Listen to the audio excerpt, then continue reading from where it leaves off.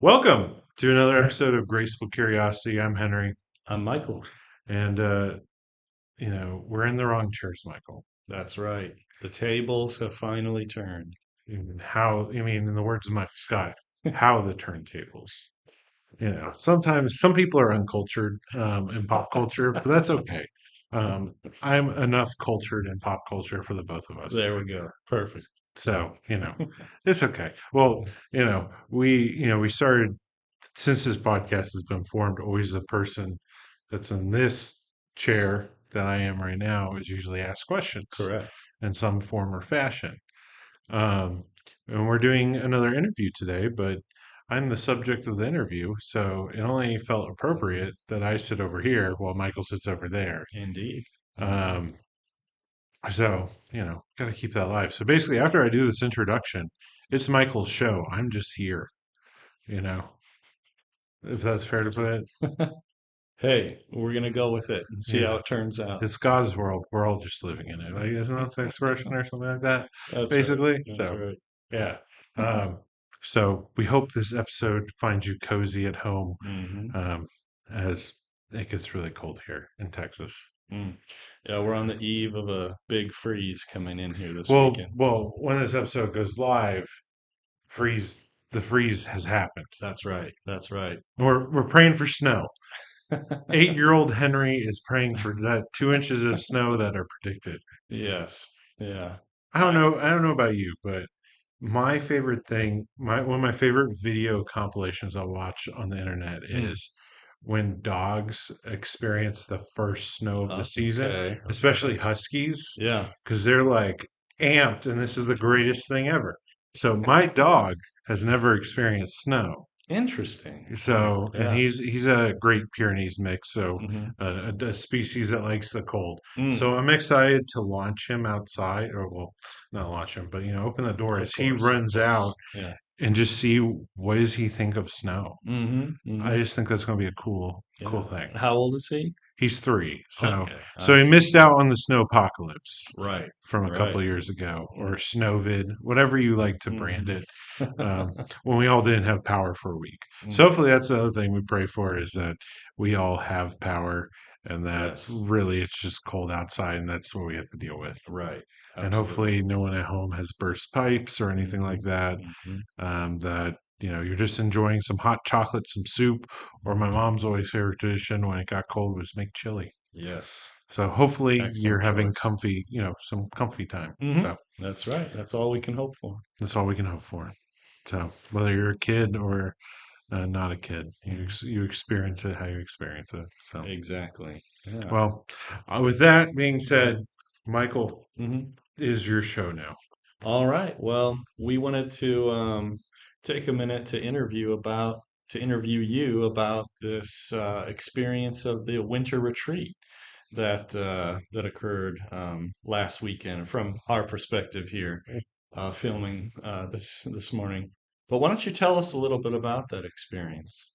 Yeah, so Winter Retreat was we had the theme this year of gospel conversation. So Mm. really, at its core, it was in a teaching people how to evangelize retreat. You Right. know, which which I know based off your questions you sent me, that can either go really good or really wrong. Mm. So, but the philosophy behind it was um, trying to be as practical as possible. So I hope that came across. I think it went really well. Um, I mean, we, it was cold when it was cold. It was warm when it was warm. We actually got some respite in the afternoon Mm. on Saturday where it was actually warm. There's a lot of camaraderie, kids that have never been before instantly like meshed in. Mm. We had 53 kids, 22 adults, 75 people total. Wow. Um, it was a new retreat center that we haven't used before, and it went well. If you go on our Facebook page, you can see from the chapel where we met this breathtaking, because where the cross is Mm. and kind of the view, because the chapel's on a hill, you can see Yeah. this breathtaking sunset. You see Wow. the pinks coming through the because it's just like all window with a cross, like a wooden cross there, and Mm, it's just like kind of this beauty across. So outside of the cold, I think things went really well. I think there's kids taking notes, there's kids active in discussion, kids participate in prayer stations. Like, I think they let down their walls and actually participated, mm. which that's the most you can ask for Yeah, is like full participation. right. Um, and you just hope that they soak it in Hmm. and do things. I mean, I've already seen some fruit from this retreat where um, that on last Friday, uh, my students did donuts and prayer, in the Katy High School parking lot. No prompting from me. That's awesome. So like four of my boys did it. They had a friend or two join them, and you know, they just handed out donuts and they asked people if they could pray for them.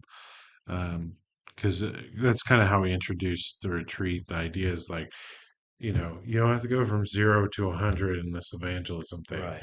Take steps. And Hmm. one of the first steps is, just making Jesus commonplace is the phrasing I use, where Hmm. it's like, just as you talk about sports, just as you talk about homework, just as you talk about what have you, Yeah. Jesus is on that level, you know, Hmm. like you just talk about him like he's any other subject instead of like, I think we do as Christians is we like to court him off Yeah. in this section and Hmm. only approach him more at churchy things, Right. Right. so that was like one of the first steps I really proposed to them.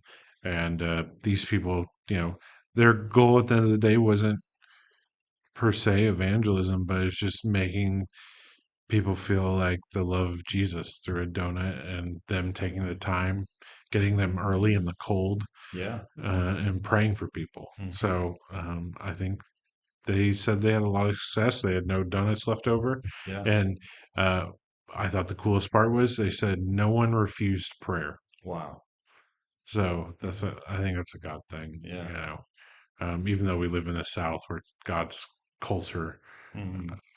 still people are like, I'm good, pass by. But the fact Sure. that no one refused that, Hmm. um, I think is a beautiful thing. So, Absolutely. Yeah. I mean, so yeah, what a really remarkable, testament to the success of this event that it manifests in these young people, creating a space to invite the presence of God, mm, into their school community. That yeah, that is a truly remarkable thing, yeah. No, I agree. especially to occur nowadays, So it sounds like you all, had a wonderful time there, and it was a Yeah, very transformative experience for a lot of the young folks. yeah, because I wouldn't say, we sometimes we do retreats, we do mission trips where the focal point is that transformative experience. Mm-hmm. Where I feel like the focus point of this retreat was more of an invitation Mm, into uh, something deeper and also the commandment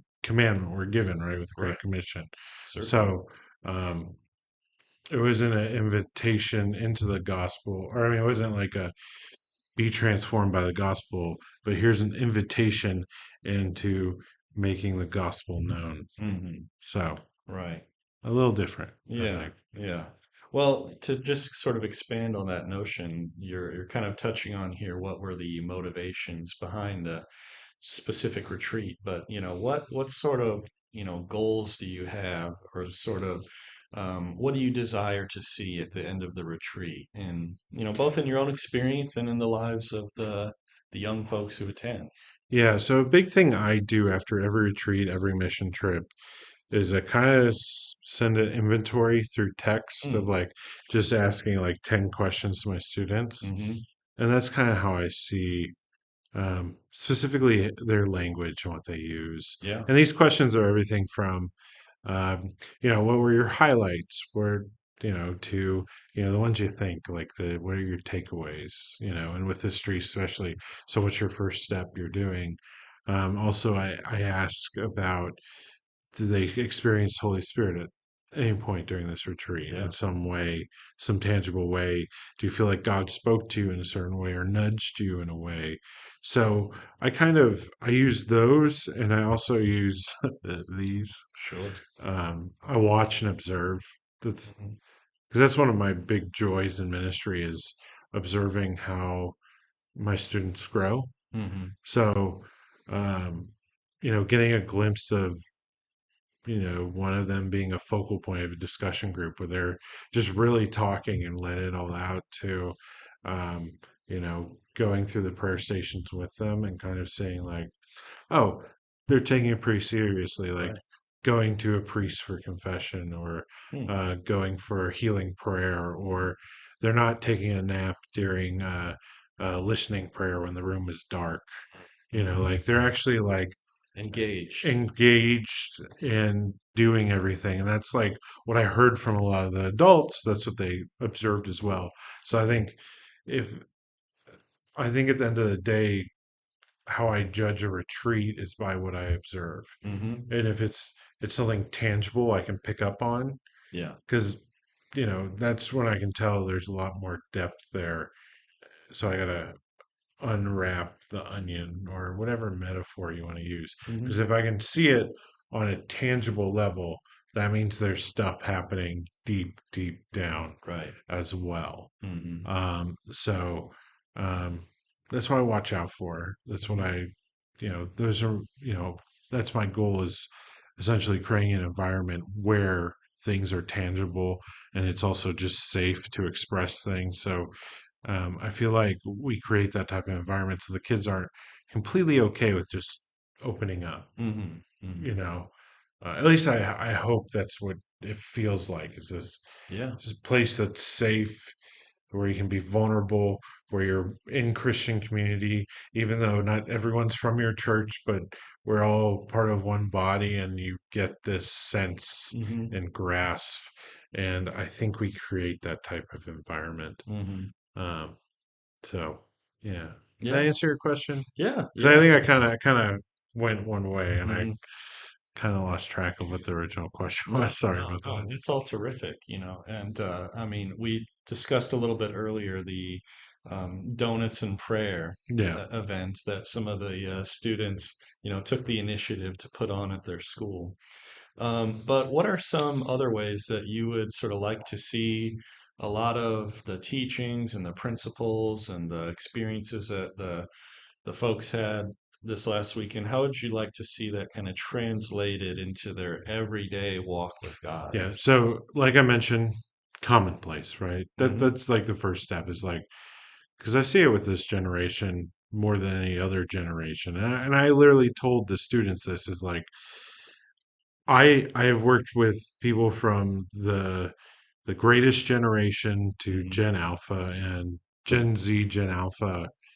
Well, I guess I haven't worked with Gen Alpha too long, but since they're just now coming to youth group, but Right. I have never seen a generation that's more willing to talk about faith, to share their faith, Wow. to um, to explore these types of conversations. Hmm. So if I can push into that, Yes. so they can like I'm going to name drop because I know he's mentioned this, and there's video evidence of this on the internet, so it's not a weird thing if I say this. But like Hmm. Jake Marcoux, um, he, like he regularly when he's going on his like poultry judging team or what have you, when they go on overnights, they have just all of them are just having conversations about this, and that's like a Wow. normal thing, and it just happens. Hmm. Like because I imagine that's what life was like for if we go to Acts, Hmm. like these Christians living in community together. This would just be normal conversations they have. Yeah. So that's the first step.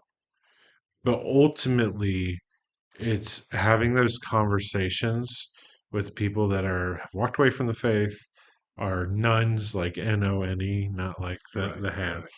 Um, The spiritual but not not religious, or they or don't they identify identify with, with it, yeah, any religion. or they just don't. Yeah, Hmm. I don't identify with anything. Hmm. Or the people of other faiths that they can just start having these conversations Hmm. because I think that's when the seeds plant. Yeah. I already have a student that's doing that now with Hindu and Muslim friends. Um, but so it's going from commonplace among Christians that they talk about it a little more Yeah. to commonplace in asking not just like this is what I did with God this weekend, but it's Mm, actually asking those inviting questions of right. like figuring out where people are or getting people to start thinking. Hmm. Because I think that's the starting point. So you have to get someone to start Yeah. thinking and really, well, what about my mortality? Where am I going when I die? Hmm. What is life all about? Like asking these types of questions and seeing where people are and continuing to have those types of conversations, which ultimately lead to whether it's inviting them to church or having a full conversion experience, Hmm. and then eventually, conversion experience of the family. Yeah. Like I think there's steps there, um, that I constantly want to push to the next. Right. And it's ultimately, if I could just describe it in one way, it'd just be they are not afraid to share their faith. Mm, If that's the one thing, it would be that is they are not afraid mm, to talk about Jesus. They're not afraid of making him be their whole identity. They're not afraid in the current culture that we are to stand as a light on a hill, mhm, you mhm, know, being salts, all of that, what Jesus calls us to. Like they're not afraid to live out being a follower of Jesus. I think that's the ultimate goal. Because what was it, Augustine, when he said, like, uh, evangelize, but when needed, use words? yeah, Saint Francis. St. Yeah. Francis, sorry. Mhm. I get those two guys, like, you know, Two of the greats. Yeah. so who said what, who said, but Yeah. you get what I'm saying. Hmm. Like, Yeah. um, at the end of the day, I want my students to be uninhibited beacons for Christ. Hmm. That people just want to be around. And then it rubs off on them. Yeah. And then it's a multiplication thing, right? Hmm. Hmm. Just like the early church. Right. Right. Um, so I just know in all of this, I have to be patient, but at the same time, I have to be an encourager Hmm. and continually push, you know, push them more into it, Yeah. Yeah. and keep them accountable. Hmm. So, yeah, I think that's a good way of putting Yeah. it. Well, that I find that, tremendously encouraging because, we live in a time, sort of in a cultural climate where a lot of the assumptions that we had, um, the basic fundamental Christian assumptions that were sort of permeated society are kind of going by the wayside, Yeah, right? We hear so much about sort of the rapid, secularization of our society. And so to have this younger generation of Christians who are willing to go out into the world and engage with others and share their faith or, put their Christian identity out into their, communities, that is a remarkable thing yeah. in so many ways.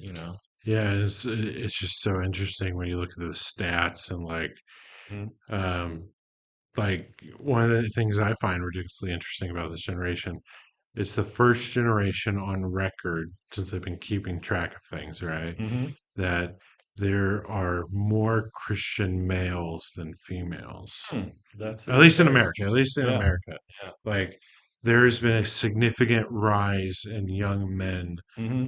turning to faith. Right. Like the female number usually is always steady and stuff, Sure, but all sure. of a sudden there's this explosion, Hmm. on the guy's side. So I think that tells me that something's happening there. Yeah. Um, there's a pushback on what society and culture Hmm. is saying, what is right and what is wrong. Yeah, yeah, So absolutely. Yeah.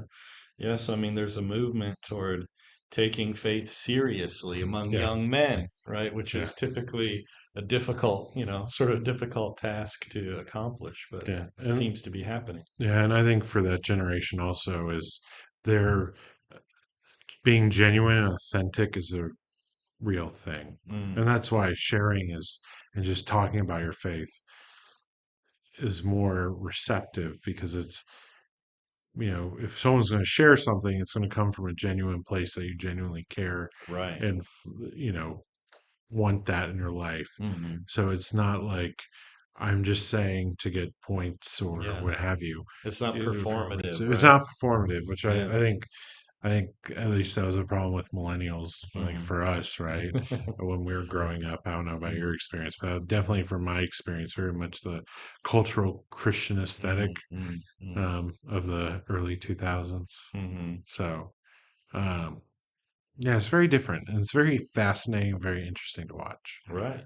Yeah. You know, Yeah. Well, that is just so encouraging.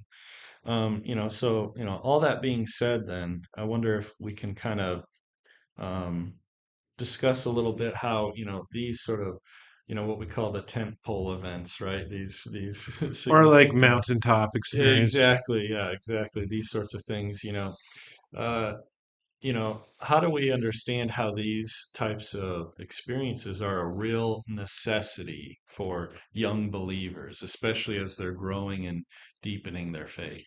Yeah, I think I think they are. Not just for young believers, but for any age. Sure, I just sure. think it just so happens that it happens more with young. Right. Like this is a staple of youth ministry, Hmm. where it's not a staple of adult ministry Mm, because adults don't got time for that. right. As I've heard that before. Hmm. Um, but really, I think we all need these types of events, especially I think retreats.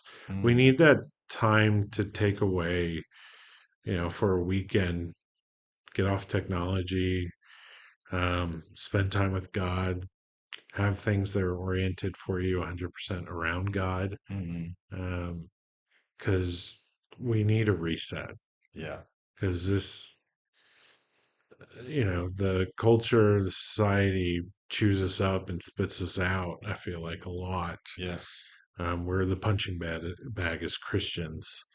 Um, whether you realize it or not, it's Sure. so I think we need these type of things. For students, I basically have two big ones with retreat in the winter and then mission trip in the summer, Hmm. um, where I think it's good for them with just how ridden with technology and social media, uh, just with being in the secular side of things with school and all of that, and what they just entrench themselves with. They need these moments of reset, Yeah. because that's a big thing. I've explained it multiple times to them, like, why do you take away our phone? Why do we have to do this? Why do we do that? When it's like I'm trying to create an environment where everything's 100% focused on Jesus, Yeah. whether it's a weekend of retreat or a whole week Hmm. and with mission trip. And oftentimes, I'm told afterwards, I needed that, or Hmm. you know, I kind of don't want my phone, Hmm. but then I go back to it always. Right. But Sure. but still, we need these types of resets. Um, just with how much culture is, Yeah. you know, we need because oftentimes, no matter how religious, how Christian we are, we have these moments of we put God to the wayside. Mm. So we need that. Hmm. We sometimes we need people to tell us like, make God the focal point. Yeah. Because we can have as many quiet times as we want. Hmm. We can make a weekly Sabbath, but we'll always miss one every once in a while Hmm. because something else is pulling at us more. Sure. Sure. So then we get out of the habit. Hmm. Oh, that fasting during Lent was great. And then, oh, Hmm. now I don't have much spiritual practice. We need these things to be a new starting point and a reorientation. Yeah. Um, I think most people don't realize that. Hmm. Kids, they're more accepting of that, I think. Hmm. Because I think school beats them up, society beats them up, and they see, and then also social media beats them up. So they see they need something, Hmm. and they realize, oh, well, I've experienced this once. I know Yeah. this is something I should go back to. Mm. I know, I mean, I've heard it. by many youth. Like, I always know I get a good restart going on a mission trip, and I can have a new, fresh start coming out of it to focus on God. Right. Right. So ultimately, we want people to be consistent with their relationship with God. Yeah. But I do know that's where the grace comes in, and like you understand where they're coming from, where they need these types of things to reorient themselves. Hmm. But at the same time, you need to make sure that it's not the end all be all. Hmm. Because then you go through life, we've created students that become adults that are constantly chasing that mountaintop Hmm. experience.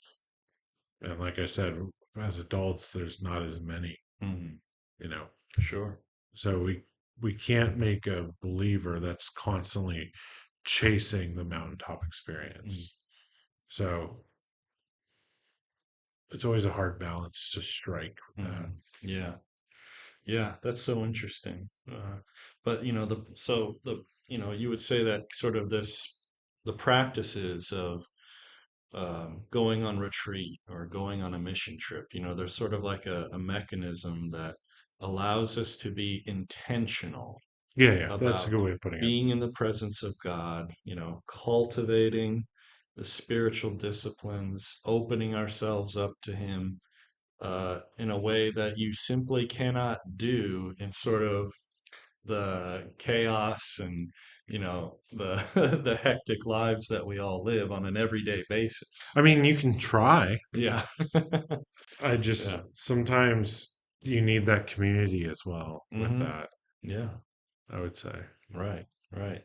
Yeah. That's because it's so much easier, and it's really almost a necessity for us that we have to pursue sanctification together, Yeah, right? As a community, that we really cannot do it on our own, you yeah, know, in so many different respects. So yeah, so all that being said, then what are some, do you have any sort of closing thoughts on this whole experience of retreat and all that we've talked about and how how it can make such a profound difference in the lives of the folks who attend it?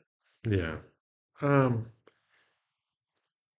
I think that it's something that I think us adults need to do a little more. Mm, yeah, yeah. Uh, I don't know how you fix that. You have to have. Hmm.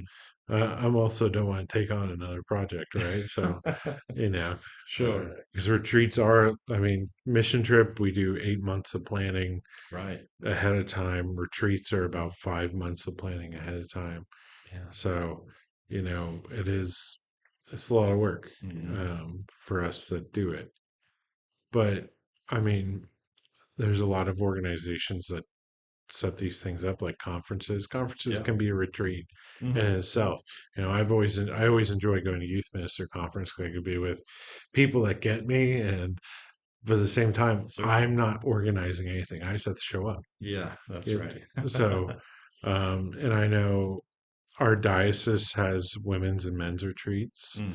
Hmm. They also have Paseo, which is like a folk like spiritual formation retreat. So like there are things out there, and I think us adults need to partake more. Because if the students are partaking it and it's changing their lives, they're not much different than us. Right. We're just older. Right. I think we need that. Hmm. And like there's other things too, like mission trips. Like I think I've always heard great stories about going on a water mission trip, where you dig a well Hmm. in like Hmm. a remote country. Hmm. It's taking you out of the normal day to day. So that's what I would say. Like us adults, we need it just as much as students. Hmm. Yeah. Um, and I also see that from the adults that volunteer and go on these things, Mm. Hmm. like that they find. I can't have every adult in the whole church come with me on a mission trip or youth group, but Right. I see how much it changes the lives of the adults, not just the students. Hmm. Um, so that would be probably one of my big things is an invitation that we all need some kind of temple or uh, mountaintop event Mm. Mm-hmm. for us Mm-hmm. to get away. Mm-hmm. Or you can do it yourself. I mean, I know couples that do that where they'll Yeah. to go hiking and have focal point on God and Mhm. um, not have their well, they have their phones at their camp, but they don't carry them around as they're doing Yeah. their Yeah. disciplines and stuff like Hmm. that. Um, so I think it's something that we need at every age, and we don't do it. Yeah. Um, and I would also say, um, go watch. Like we recorded everything for retreat. Hmm. It's on the Grace Anglican Community YouTube channel where you could be watching this. There we go. Um, I think all those principles that us teachers shared during that Hmm. weekend, it's not any different than what we as adults need. Hmm. Yeah. Especially if you want something beautiful, is watch the panel interview. Three of my students did. Hmm. And they shared these are ones that are actively doing it.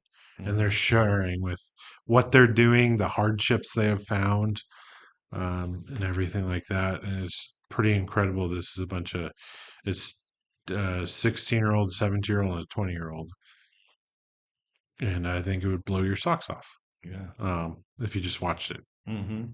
Um, in some parts, I kind of put myself to shame because of it. Because I'm like, I'm not sharing my faith on that level, and I work for the church. Hmm. So I think that's an invitation for all of us to make, just like the things I've been talking about at the beginning of the episode, like that's for us as well. Hmm. Like making faith our commonplace, having these conversations. I use this quote from Ted Lasso when you're talking to people about their faith or what they believe is Hmm. be curious, not judgmental. You're coming into a place of just wanting to know and hear where they are. Right. Right. Um, so I think that applies to us, not just the kids. Yeah. Yeah. And I think, like I said earlier, all of us that aren't Gen Z are kind of sucking at it. No, I mean, I'm being There's a lot serious. of room to grow. I mean, we put, as a church, we kind of put, I think it's a continuous thing. I don't know if you felt this when you were in youth group. Like, there's this continuous pressure on the next generation to be like the saviors of the church Yeah. while the adults are sitting on the sideline and Hmm. all they're doing is kind of coming to church. Hmm. I don't know if you felt that Hmm. before. Yeah. I think that's probably a pretty common experience. Yeah. And I think we've all experienced that Hmm. because we've all been the next generation Hmm. at some point in our lineage. Like, this is going to be the generation that wins the church back, Right. or something like that. But like the pressure, the commandment isn't like young people go therefore and make disciples of all nations. No, Hmm. the commandments to all of us, Yeah. and it's something we can't like ignore. Hmm. We can't like take pen and mark it out. Right. Like those confident, like those CII reports. We have all the black marker. Hmm. Just hiding things. We Hmm. can't. We The can't. redacted We can't redact. documents. We Yeah. can't redact that verse. Yeah. So I think it's a good starting point to make faith Hmm. or just talking about Jesus commonplace. Yeah. Yeah. Well, I think, everything you've shared with us here is challenging, but also inspiring, Hmm. and I think you really put out an effective call for all of us, and the whole body to sort of rediscover the importance of these unique experiences of these sorts of events and just continuing to grow in our sanctification and practice Hmm. discipleship and, do what it takes to bring the gospel into the world, Yeah. which is easier said than done, but is just as you said, that is our vocation as followers of Christ, Yeah. you know. A good metaphor to leave it with is it's basically your faith is like a garden. Mm, How does the garden look? mm-hmm, Has it been tended to? mm-hmm. Is it shouting from the rooftops Right. because it's so gorgeous? Mm-hmm. or does it look like a winter storm just rolled through and everything's dead? Yeah. I think so. I Hmm. think that's a good question to ask yourself. Hmm. You watching this, Certainly. what's your garden like? What is your faith like? Are we bearing fruit? As Yeah, Jesus would say. yeah, Yeah. yeah. Yeah. Yeah. So I think that, as you would normally say, is a great place to Yeah. wrap up this episode here. So why don't you take us out? Okay. Well, I've been Henry. And I'm Michael. We hope to see you next time. God bless.